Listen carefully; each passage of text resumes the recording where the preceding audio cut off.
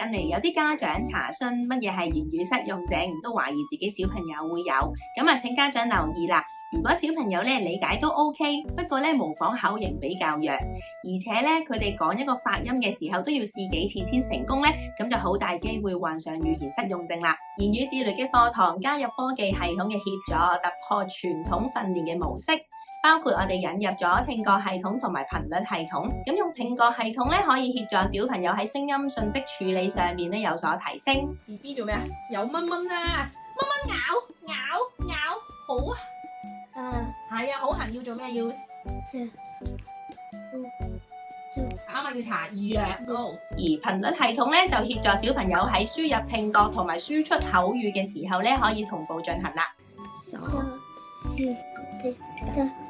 係叻仔，好，呢個咩嚟㗎？